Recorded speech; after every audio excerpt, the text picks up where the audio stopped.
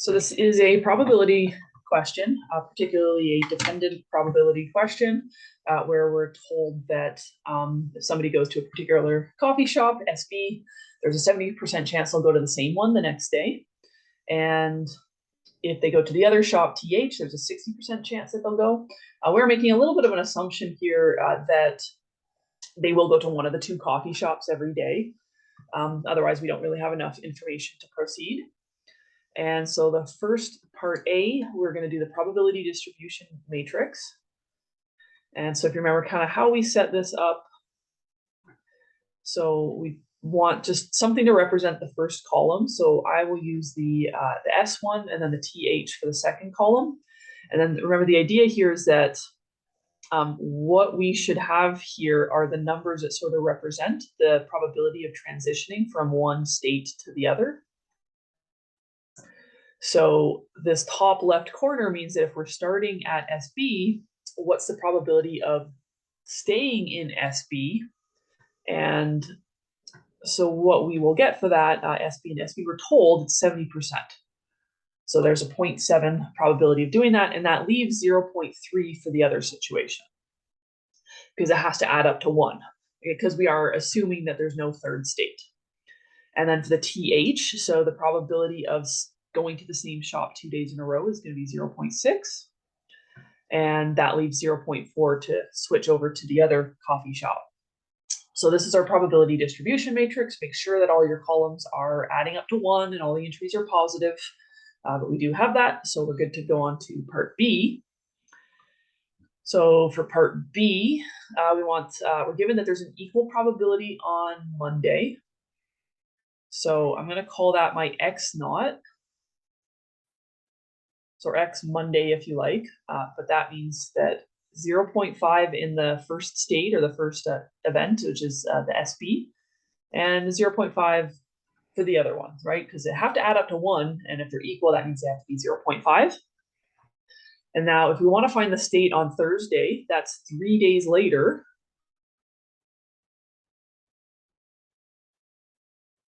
So what we have to do is apply the transition matrix 3 times.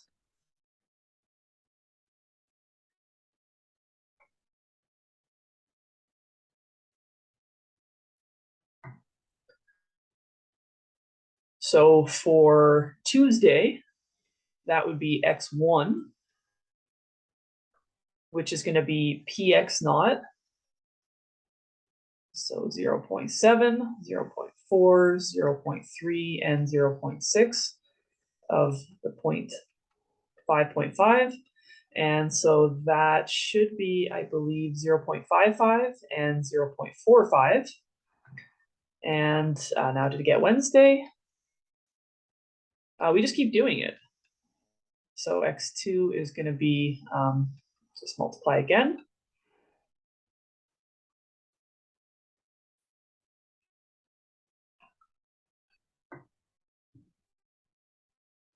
And so if we actually work this out, you probably want a calculator, but we'll get a 0.565 and 0.435.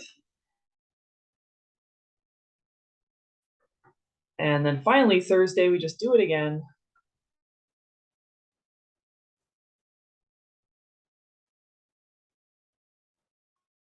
To the previous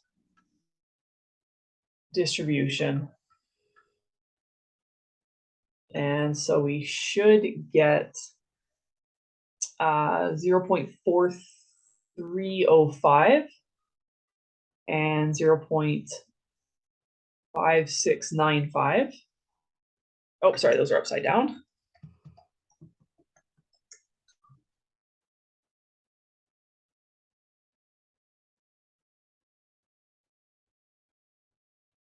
And so what you'll kind of see if you actually follow the numbers, so 0.55, 0.565, 0.5695, you'll start to see that the gaps between them are getting smaller and smaller. They're sort of leveling out to something, and then naturally you'll see that with the other values as well.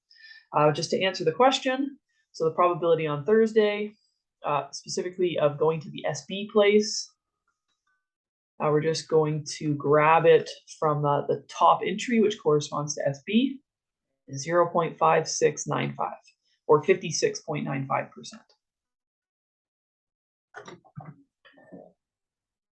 Yeah, so that answers that question. So yeah, what we see here is those decimals, they start leveling out. You'll start to see more and more places of them fixed the longer we go with this. And it's going to tie back to the repeated multiplication, because that's what we did here. I just multiplied by p 3 times. And if I were asked, like, what's the probability distribution going to be on like a Thursday 8 weeks from now, I would have to multiply p like 60 times through, which isn't going to be practical.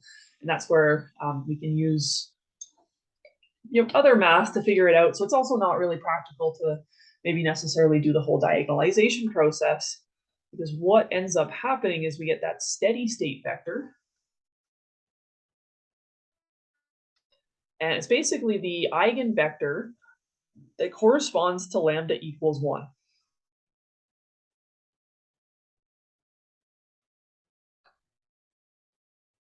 So lambda equals 1 will always be an eigenvalue for a probability distribution matrix. And the eigenvector for that is going to sort of be the dominant vector as time progresses. So we're just going to do I minus p. So if lambda equals 1, right, we do lambda I minus p. So in that case, it's going to be a negative 0.3 and 0.4 and 0.3 and, sorry, those are both negatives. Oh, shoot, I'm doing that backwards. I was doing p minus I in my head. So that would be 0.3 and negative 0.4 and negative 0.3 and 0.4. And so if I get a quick vector for the null space of this, I would have 0.4 and 0.3. So that is an eigenvector. It's not the one that I want, though, because I do want this to be a probability distribution situation. I want this to be a probability vector. So we now need to make sure that this thing adds to 1.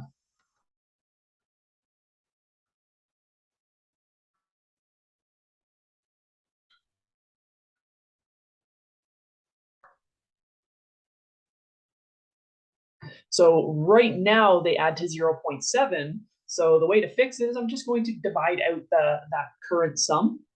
So x is going to be 0.4 divided by 0.7, 0.3 divided by 0.7. And so we should get a fraction 4/7 and 3/7. And that is going to be our long-term steady state vector.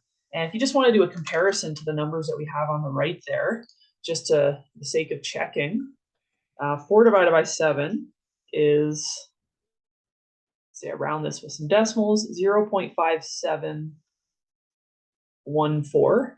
So pretty close to 5695. It's off by like 0.002-ish, and then 0.4286. Again, really close to that other number. And that's nice. It kind of means that our numbers are making sense. But the steady state overall, it's just going to get closer and closer and closer to that 4/7, 3/7 distribution.